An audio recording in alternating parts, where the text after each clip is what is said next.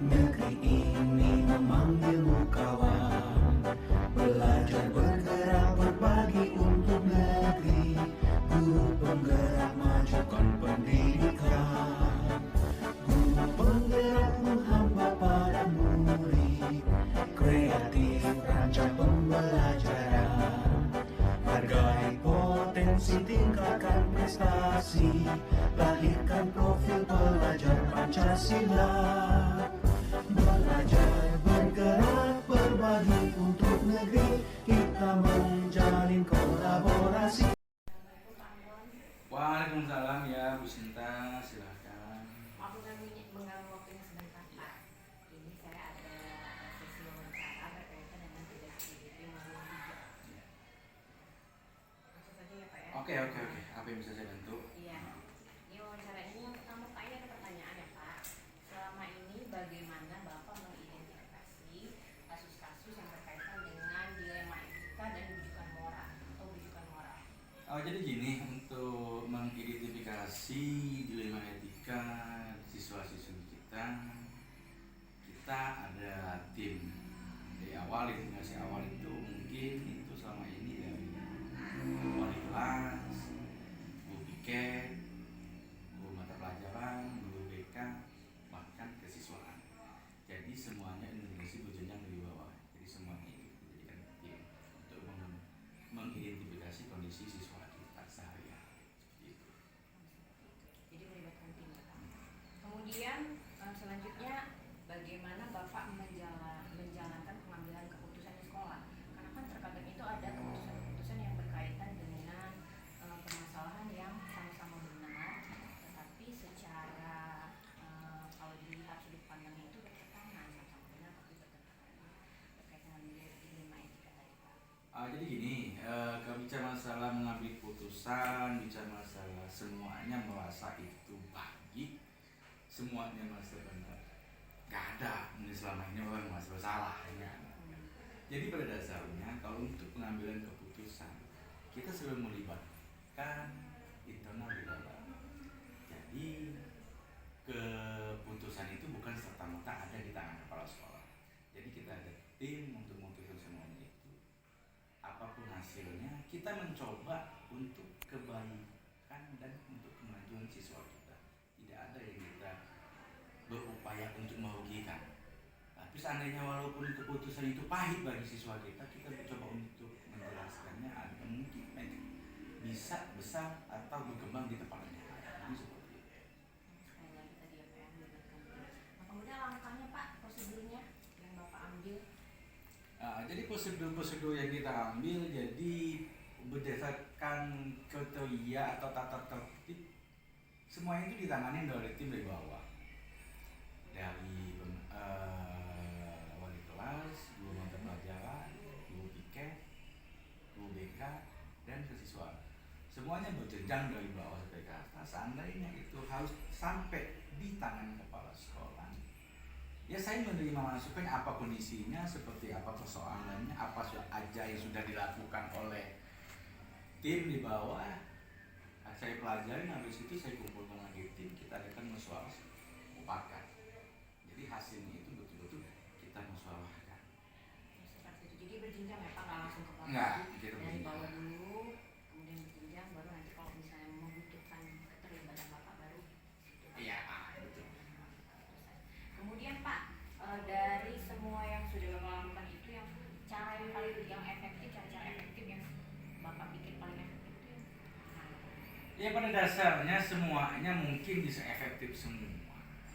Cuman dalam kondisi apapun di institusi, saya pribadi mencoba menjaga yang namanya komunikasi dan koordinasi.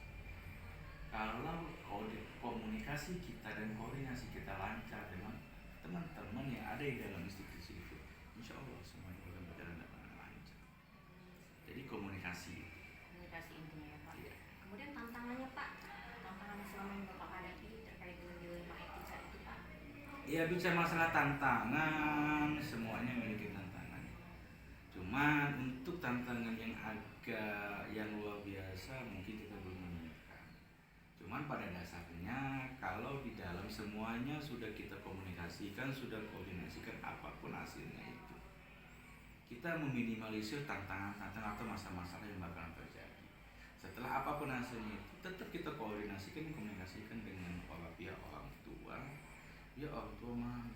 Jadi intinya tantangan yang paling berat itu hanya kekurangpahaman, kekurangan pengertian orang tua siswa kita. Tapi setelah kita mencoba untuk komunikasi dengan orang tua, ya alhamdulillah mereka ngerti.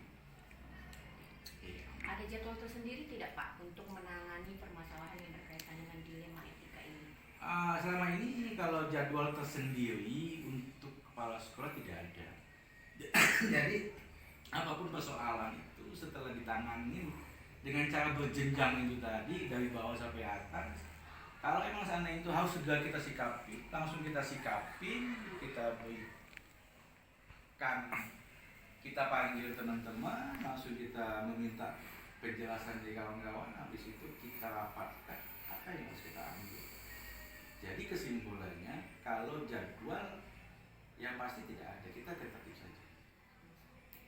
Kemudian berkaitan dengan masalah dilema etika ini Mas Irfan, adakah faktor-faktor atau seseorang yang membantu atau berperan penting dalam membantu Bapak?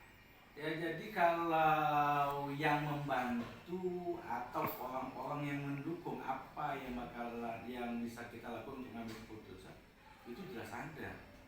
Jadi dalam institusi SMK Negeri 1 Bukit Kemuning, ya dengan adanya tim itu, dengan adanya tim manajemen, jadi semuanya itu masukan mereka, saran-saran mereka, itu saya jadikan pertimbangan. Jadi keputusan apapun itu bukannya keputusan diri saya, tapi ini keputusan institusi berdasarkan yang kembali lagi dari awal. Kami selalu musyawarah. Jadi meskipun Bapak sebagai pemimpin tapi tetap membutuhkan kolaborasi ya Pak? Siap, itu pasti. Yang namanya institusi itu harus yang namanya apa yang kita lakukan harus berdasarkan musyawarah. Dari semua pengalaman Bapak terkait dilema etika yang pernah Bapak hadapi, apa sih yang bisa Bapak petik dari pengalaman tersebut? Banyak kalau dipetikkan namanya buahnya gitu. Yang jelas ini. Jadi apapun yang kita lakukan selama ini, intinya satu. Kita harus menjaga komunikasi yang selalu terus. Kalau komunikasi kita lancar tak terputus, insya Allah semuanya bakal terjadi. Tapi kalau kita tahu tidak ada komunikasi, ya itu ibu ini. Makanya yang paling saya inginkan itu komunikasi dan selalu komunikasi. Jadi intinya itu adalah komunikasi ya Pak? Iya. Jadi saya mendapatkan banyak pembelajaran Pak hari ini terkait dengan dilema etika yang dari pengalaman dari Bapak. Saya berterima kasih sekali Pak. Semoga kedepannya bisa menjadi referensi saya untuk lebih lanjut. Ya, sama-sama Bu Sinta, makasih sudah coba untuk saya. Jadi insya Allah apa yang kita lakukan hari ini dan ke depannya untuk kebaikan dan kemajuan kita bersama, terutama di institusi dunia pendidikan. Terima kasih Bapak. Ya, sama-sama Bu Sinta. Ya. Assalamualaikum warahmatullahi wabarakatuh. Waalaikumsalam warahmatullahi wabarakatuh. Selamat sore Ibu Desi. Selamat sore Bu Sinta. Apa kabarnya sore hari ini Ibu? Alhamdulillah sehat. Ibu Sinta apa kabar? Alhamdulillah sehat Ibu. Sebelumnya terima kasih Bu Desi sudah bersedia meluangkan waktu untuk saya wawancarai pada sore hari ini. Sama-sama Mbak Sinta, apa yang bisa dibantu ini? Iya ini Bu Desi, saya ingin mewawancarai Bu Desi selaku PLH Kepala Sekolah SMP Negeri 6 Cengal. Nah ini berkaitan dengan tugas calon guru penggerak angkatan 6, tugas saya di modul 3 tentang pengambilan keputusan berbasis nilai-nilai kebajikan sebagai pemimpin Ibu. Oh ya siap, apa nih yang bisa dibantu? Ya. Ini ada beberapa pertanyaan Ibu yang ingin saya ajukan ke Ibu Desi. Ya, siap Mbak. Langsung saya mulai ya Ibu.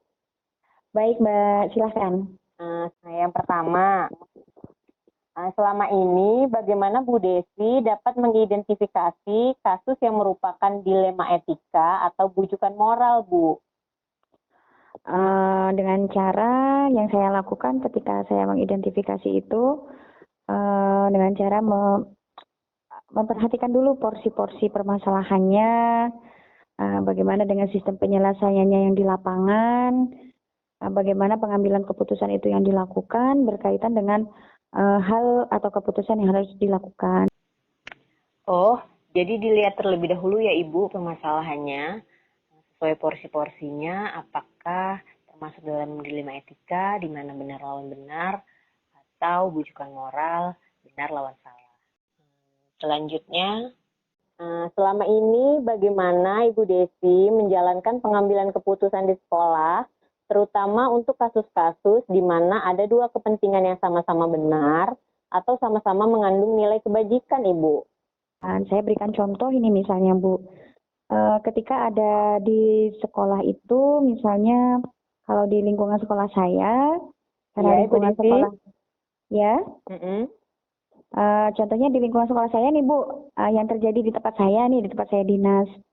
Karena anak-anak ini berlatar belakang dari keluarga nelayan, jadi mereka ini banyak sekali sering tidak masuk sekolahnya. Dalam Ya. artian contohnya mereka tuh kadang 2 atau 3 hari itu izin tidak masuk sekolah. Bahasa mereka itu ngandon. Kalau ngandon itu bahasa kita tuh apa ya? Ikut satu pekerjaan Membantu yang orang tua gitu ya, ya Bu. betul ikut satu Uh-uh. pekerjaan yang dia harus nginep gitu. Kalau bahasa kita tuh menginap gitu, menginap, ngandon itu nginap. Nah, jadi bahasa mereka itu ngandon, itu nginap di laut dalam waktu beberapa hari ikut orang tuanya berlayar. Nah, jadi ketika saya harus menerapkan satu kedisiplinan, kan kita ada tuh peraturan di sekolah yang sudah kita terapkan bahwa batas untuk izin tuh sekian persen untuk siswa yang bisa Iya, betul ditolerir. Ibu. Nah, ketika di sekolah itu harus diterapkan, saya tidak bisa menerapkan hal itu 100%. Kenapa tidak bisa saya terapkan 100%? Karena memang kondisi lingkungan yang tidak mengizinkan. Karena di sekolah tersebut ya yang terpenting kegiatan sekolah tetap berjalan, anak-anak tetap dapat melaksanakan membantu orang tuanya, tetapi mereka tetap bisa sekolah.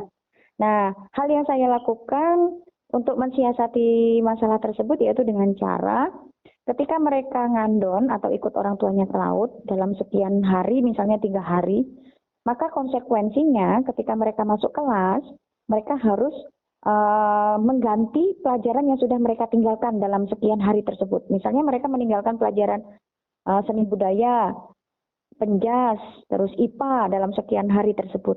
Nah, pelajaran yang mereka tinggalkan selama 3 hari tersebut harus mereka isi dengan konsekuensi pulang agak sore gitu. Jadi diganti misalnya kalau pulangnya tempat kami kan pulangnya jam 12.30 ini Bu, karena kami kan 6 hari kerja kan.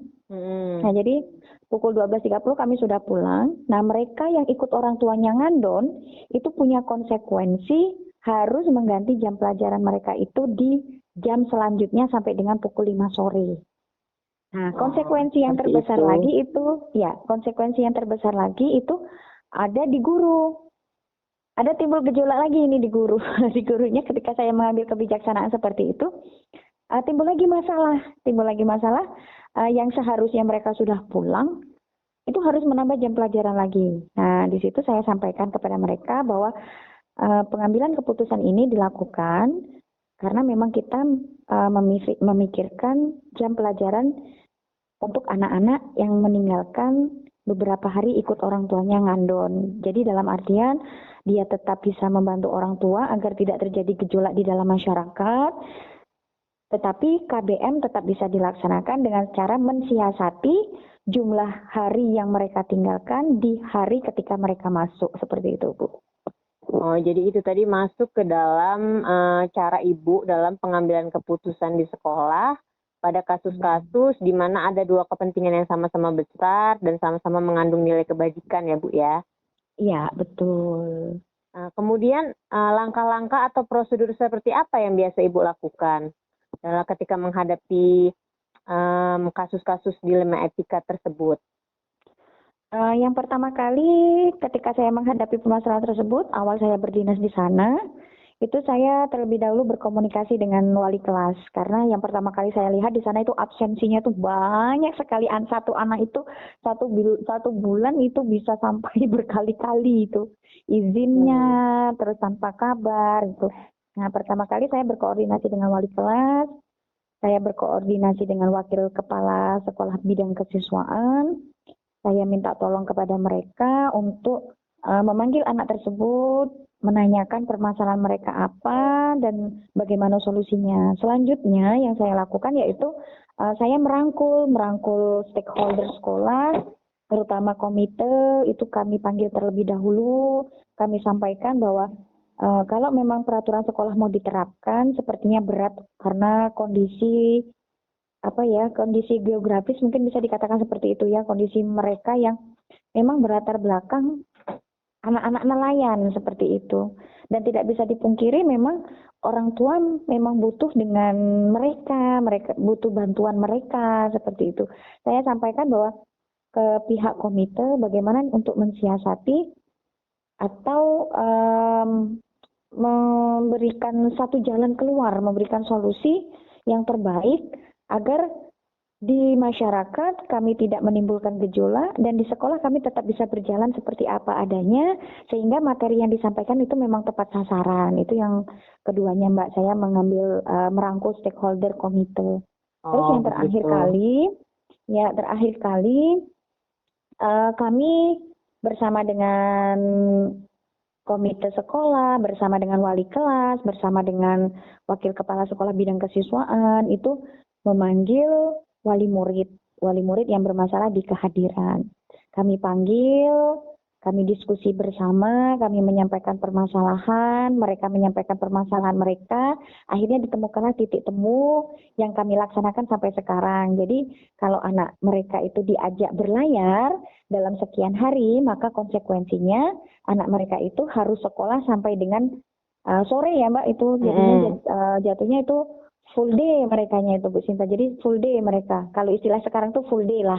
Nah, full day itu mereka untuk mengisi jam pelajaran yang sudah mereka tinggalkan dalam jumlah hari yang mereka tidak masuk, seperti itu. Jadi melibatkan stakeholder dari sekolah ya Bu ya? Ya, betul. Karena stakeholder itu memang support system kita dalam manajemen sekolah itu memang betul-betul harus kita rangkul. Kalau tidak kita rangkul, kita berjalan sendirian dengan pihak sekolah saja, dengan manajemen sekolah, pincang kan akhirnya. Jadi memang kita betul-betul harus bisa merangkul stakeholder, kita bisa memaksimalkan peran dan fungsi stakeholder yang ada di sekolah seperti itu. Luar biasa Ibu Desi. Kemudian Ibu, hal-hal apa saja yang selama ini Ibu anggap efektif dalam pengambilan keputusan pada kasus-kasus dilema etika? Hal-hal yang efektif. Yang efektif, saya rasa hal-hal yang efektif komunikasi mungkin ya. Komunikasi dengan rekan kerja, komunikasi dengan pihak-pihak terkait, terus contohnya mengadakan rapat, bisa dengan evaluasi seperti itu. Kami mengadakan evaluasi, kami mengadakan rapat setiap bulan yang disebut dengan rapat bulanan dan evaluasi bulanan. Evaluasi bulanan itu tidak hanya berkaitan dengan kinerja sekolah, tetapi saya bagi-bagi. Ada evaluasi per kelas masing-masing. Jadi karena evaluasi per kelas masing-masing ini dengan wali kelas. Jadi setiap bulan wali kelas ini kami evaluasi, istilahnya kami audit. Ini ada apa ini di kelas ini? Ada permasalahan apa ini? Nah, jadi ketika pengambilan keputusan yang berkaitan dengan dilema etika itu bisa terselesaikan di ujung itu dengan hasil yang maksimal seperti itu. Ya, jadi komunikasi tadi ya Ibu? Iya, betul, komunikasi yang efektif gitu. Komunikasi yang efektif dengan warga sekolah ya, terutama guru ya mungkin ya Bu ya. Iya, betul, wali kelasnya betul-betul diaktifkan, betul, guru mata pelajaran, wali kelas, seperti itu. Komunitas sekolah berarti. Kemudian iya, Ibu, hal-hal apa yang selama ini merupakan tantangan dalam pengambilan keputusan pada kasus-kasus dilema etika? Kan banyak sekali ya Ibu tantangan berkaitan dengan dilema etika ini. Betul, banyak sekali, terutama tuh dari lingkungan luar sekolah ya, terutama. Lingkungan luar sekolah. Lingkungan Contohnya luar seperti sekolah. apa Ibu? Contohnya ketika saya pertama kali ke sana, itu ketika saya mengadakan rapat, wali muridnya bilang seperti ini, kalau begitu Bu, anak kami ini boleh, berarti libur sampai dengan 1 minggu seperti itu. Jadi miskonsepsi yang terutama, miskonsepsi. Misinterpretasi ya Ibu ya. Ya, misinterpretasi, misunderstanding, miskomunikasi, pokoknya seperti itu. Jadi ketika saya sampaikan, bukan Bapak Ibu, dalam artian bukan kami mengizinkan anak Bapak Ibu harus izin sekian hari, tidak. Kami memberikan batasan juga, memberikan batasan. Nah, kalau anak Bapak Ibu misal saya sampaikan, tidak masuk dalam waktu 10 hari, kan tidak bisa, berarti itu 1 minggu full dia tidak sekolah, tidak bisa. Dalam artian kami juga memberikan batasan-batasan jumlah hari yang boleh anak Bapak Ibu untuk membantu Bapak Ibu selama kegiatan aktivitas di rumah. Saya sampaikan seperti itu. Kemudian, apa Ibu memiliki jadwal tertentu dalam penyelesaian kasus dilema etika ini? Atau langsung diselesaikan di tempat? Atau memang seperti yang saya sampaikan tadi memiliki jadwal tertentu untuk menyelesaikannya? Ada jadwalnya Mbak, seperti yang saya sampaikan tadi. Seperti yang saya sampaikan tadi bahwa kan ada evaluasi tuh, ada evaluasi. Masuk ke evaluasi rapat bulanan tadi ya Ibu ya? Iya, bisa masuk ke dalam rapat bulanan atau bisa lebih dispesifikkan. Kemarin saya coba itu saya spesifikkan lagi, evaluasinya itu per minggu. Jadi per minggu itu dilihat anak-anak sudah ada perubahan atau belum gitu. Alhamdulillahnya adalah sedikit perubahan meskipun belum signifikan sekali. Ketika itu sudah ada perubahan dalam 2 atau 3 minggu itu sudah terlihat perubahan meskipun ada anak yang masih lah dia izin 4 hari izin dalam 1 minggu, jadi dia tuh sekolah cuma 2 hari kan. Jadi ya memang segala sesuatu perlu proses, perlu perlu sosialisasi, perlu memberikan pengertian, ya pokoknya perlu dikomunikasikan, semua hal itu perlu dikomunikasikan dengan baik seperti itu. Oleh karena itu Ibu membuat jadwal tertentu tadi ya, karena harus melalui proses pemberian pengertian gitu, jadi tidak instan ya Ibu ya. Betul, karena sesuatu yang instan dan langsung dilaksanakan pasti akan terjadi benturan-benturan seperti itu. Baiklah Ibu. Kemudian Ibu, adakah seseorang atau faktor-faktor apa yang selama ini mempermudah atau membantu Ibu dalam pengambilan keputusan dalam kasus-kasus dilema etika? Ada, kembali lagi tadi. Banyak pihak-pihak yang saya libatkan. Jadi ada memang banyak pihak.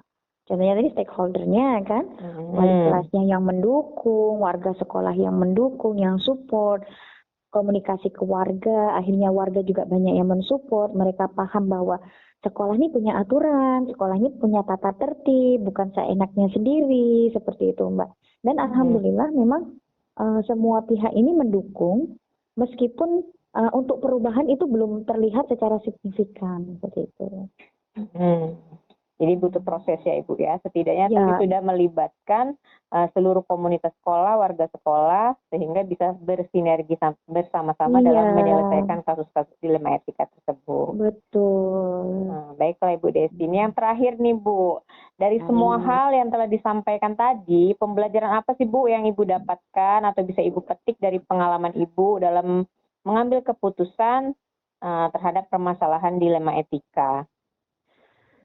Pelajaran yang saya petik nih Mbak Cinta, yang jelas bahwa kita ketika melaksanakan menerapkan sesuatu dan menyelesaikan sesuatu, itu semuanya butuh komunikasi yang baik, butuh sinergi yang baik dengan semua support system kita, dengan sekitar kita, dengan rekan-rekan kita, dengan siapa kita berinteraksi, dan semuanya itu perlu proses yang tidak instan, semua butuh dikomunikasikan dengan baik, dan kita tidak bisa memaksakan sesuatu hal yang memang tidak bisa dipaksakan untuk di daerah tertentu, seperti itu. Jadi intinya itu adalah kita kita berusaha untuk membiasakan. Nah, seperti itu, membiasakan. Itu poin penting yang benar-benar saya dapatkan, bahwa membiasakan sesuatu yang baik itu perlu proses yang sangat panjang seperti itu. Jadi kalau bisa saya simpulkan, jadi dalam pengambilan keputusan terkait dengan dilema etika itu tidak bisa diputuskan sendiri ya Ibu ya, melibatkan Iya, betul. kolaborasi dengan seluruh komunitas sekolah gitu. Tetapi Betul. memang memerlukan kebijaksanaan dan peranan penting dari seorang pemimpin, begitu ya Ibu ya. Betul sekali. Luar biasa sekali Ibu Desi. Hari ini saya mendapatkan banyak pembelajaran dan semoga nantinya bermanfaat ke depan ya Ibu. Terima kasih banyak Ibu atas waktunya, atas Sama-sama, Ibu. informasinya. Ya. Baiklah Ibu, saya akhiri. Wassalamualaikum warahmatullahi wabarakatuh. Waalaikumsalam warahmatullahi wabarakatuh.